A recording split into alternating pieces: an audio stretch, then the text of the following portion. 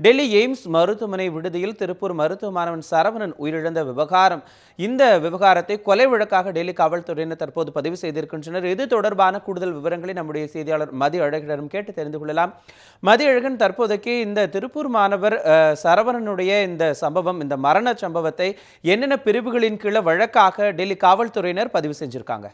திருப்பூர் மாவட்டத்தை சேர்ந்த மருத்துவ மாணவர் சரவணன் டெல்லி எய்ம்ஸ் மருத்துவமனையில் மருத்துவ மேற்படிப்பான எம்டி பிரிவில் எய்ம்ஸ் மருத்துவமனையில் தங்கி படித்து வந்தார். இந்த நிலையில் கடந்த ஜூலை மாதம் 10ஆம் தேதி அவர் தங்கியிருந்த அறையில் மர்மமான முறையில் உயிரிழந்தார். ஆனால் இந்த சரவணனுடைய மரணமானது கொலைதான் என அவரது பெற்றோர் தரப்பிலும் அதே போல தமிழகத்தை சேர்ந்த அரசியல் கட்சிகள் தரப்பிலும் இந்த விவகாரம் தொடர்பாக இது கொலை தான் என்று குற்றம் சாட்டுகள் எழுந்தன. அதே நிலையில் சரவணனுடைய மரணம் தொடர்பாக விரிவான விசாரணை நடத்த கோரியும் இதில் இருக்கக்கூடிய உண்மைகளை கண்டறிய கோரியும் சரவணனுடைய தந்தை தரப்பில் டெல்லி உயர்நீதிமன்றத்தில் ஒரு மனுவானது தாக்கல் செய்யப்பட்டிருந்த வழக்கானது கடந்த முறை விசாரணைக்கு வந்த பொழுது டெல்லி நீதிமன்றம் டெல்லி காவல்துறைக்கு கடுமையான தனது கண்டனங்களை பதிவு செய்திருந்தது. குறிப்பாக இன்னும் இந்த வழக்கில் ஏன் முதல் தகவல் அறிக்கை பதிவு செய்யப்படவில்லை, முதல் தகவல் அறிக்கை பதிவு செய்யப்படவில்லை என்றால் இந்த சரவணனுடைய மரணமானது நீங்கள் தற்கொலை என்று ஒப்புக்கொள்கிறீர்களா, எதற்காக இன்னும் முதல் தகவல் அறிக்கை பதிவு செய்யாமல் இருக்கிறீர்கள் என்ற ஒரு கேள்விகளையும்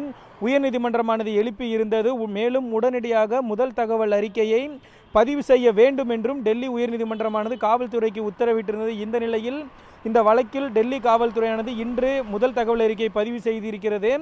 சரவணனுடைய மர்ம மரணத்தை கொலை வழக்கு, அதாவது இந்திய தண்டனை சட்ட பிரிவு 302 கீழ் கொலை வழக்காக இந்த வழக்கினை முதல் தகவல் அறிக்கை பதிவு செய்திருக்கிறார். அதே போல இந்த சரவணனுடைய விவகாரமானது முழுமையாக விசாரிக்கப்பட வேண்டும் என்றும் அதன் அடிப்படையிலேயே குற்றப்பத்திரிகை தாக்கல் செய்ய வேண்டும் எனவும் தெரிவித்திருக்கிறார்கள்.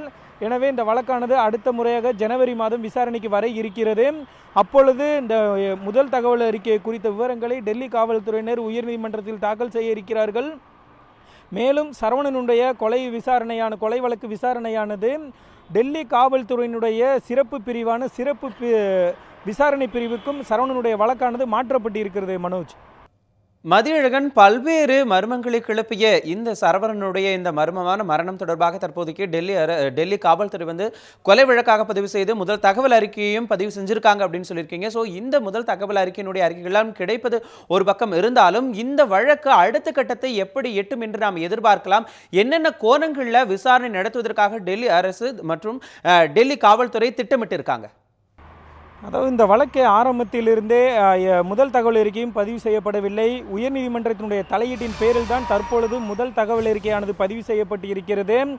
இந்த வழக்கு சம்பந்தமாக உயர்நீதிமன்றத்தில் சரவணன் தரப்பில் ஆஜராகக்கூடிய வழக்கறிஞர் கிருஷ்ணராஜை கூட நாம் தொடர்பு கொண்டு கேட்ட பொழுது இந்த முதல் தகவல் அறிக்கை பதிவு செய்யப்பட்டு இருப்பது இந்த வழக்கினுடைய ஒரு மிக முக்கிய கட்டம். அது மட்டும் இல்லாமல் கொலை வழக்காக பதிவு செய்திருக்கிறார்கள். இது நமக்கு மிகவும் ஒரு சாதகமான விஷயம் என்றுதான் சரவணன் தரப்பு வழக்கறிஞர் கிருஷ்ணராஜ் அவர்கள் குறிப்பிட்டார்கள். முக்கியமாக ஏனென்றால் இது தற்கொலை அல்ல, கொலைதான் என்று ஆரம்பம் முதலே சரவணனுடைய பெற்றோர் தரப்பு குற்றம் சாட்டி வருகிறார்கள். அந்த நிலையில் இதிலும் ஒரு கொலை வழக்காக முதல் தகவல் அறிக்கை பதிவு செய்திருக்கிறார். அடுத்தபடியாக இது உயர்நீதிமன்றத்தில் தாக்கல் செய்யப்படும்.